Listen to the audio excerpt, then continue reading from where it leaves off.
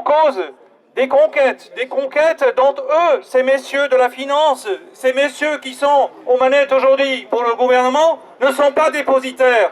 Non, messieurs, on parlait des conquêtes de 36, le Front Populaire, on parlait des conquêtes de 45, de 46, ça s'appelle le Conseil National de la Résistance. Non, messieurs, vous n'êtes pas dépositaires de ces conquêtes. Vous n'avez pas le droit d'en user et d'en abuser comme bon vous semble. Et aujourd'hui, nous sommes là pour vous le rappeler. Et vous nous le rappellerons demain encore, et après-demain, et encore, et encore. Parce qu'aujourd'hui, cette société où tout est pour le fric, et les gens qui n'en ont pas, ils peuvent mourir. Ils peuvent mourir dans les quartiers. Ils peuvent mourir coulés dans la Méditerranée. Comme on l'a dit, combien de fois? Ils peuvent mourir comme ça s'est passé à Sénéval. Ça se passe ici, où les travailleurs travaillaient dans l'amiante. On a su et en mépris de ceux qui avaient la responsabilité. Voilà la réalité aujourd'hui. Alors, monsieur Macron, pourquoi vous avez osé passer votre dispositif en coup de 49.3, à savoir sans discussion à l'Assemblée? C'est ça votre conception de la démocratie? Et encore, monsieur Valls, pourquoi avez-vous, en cachette quasiment, fait passer 2 amendements en douce, hein, à savoir limiter le droit à l'indemnisation des salariés pour préjudice subi? C'est-à-dire, quand bien même un patron est condamné, ben, monsieur Macron a pris le dispositif pour que le pauvre patron, bien qu'il ne soit pas dans la légalité, ne paye pas trop cher d'indemnité. Voilà leur conception de la justice, voilà leur compréhension de la démocratie. Et encore, monsieur Macron, pourquoi avez-vous en douce fait glisser un article sur l'enfouissement des déchets nucléaires à Bure, dans la Meuse, dont personne ne veut? Pourquoi, monsieur Macron? C'est ça votre conception de la démocratie? Ben nous, aujourd'hui, nous disons non à cette conception de la démocratie. Et tous ensemble, nous allons continuer la bagarre.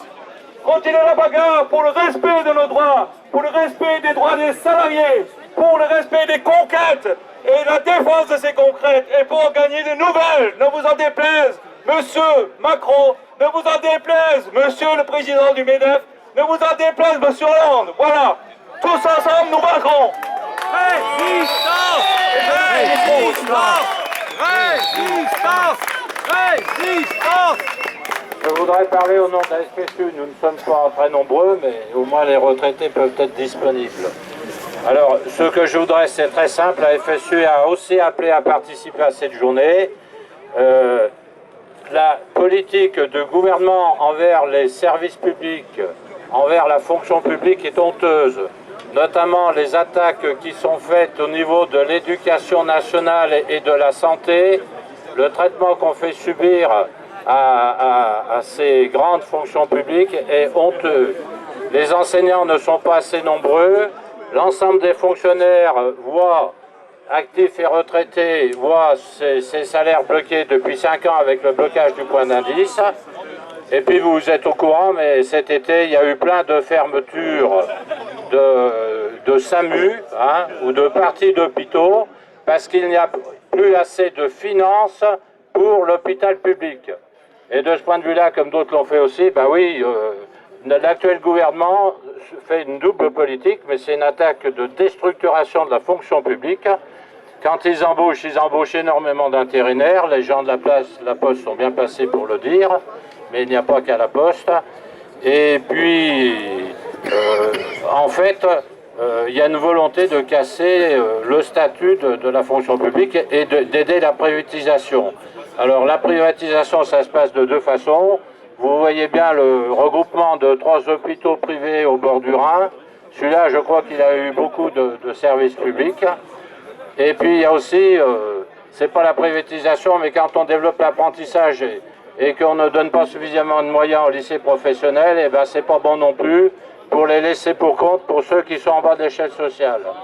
Donc par rapport à cette politique totalement antisociale et qui accueille en plus très mal les migrants, alors que nous on ferait bien de cesser de vendre des armes pour que eh bien, ma foi, il n'est pas ces guerres avec des monstruosités. C'est ça qui provoque les migrations. Et de ce point de vue-là, la France n'est pas du tout exemplaire.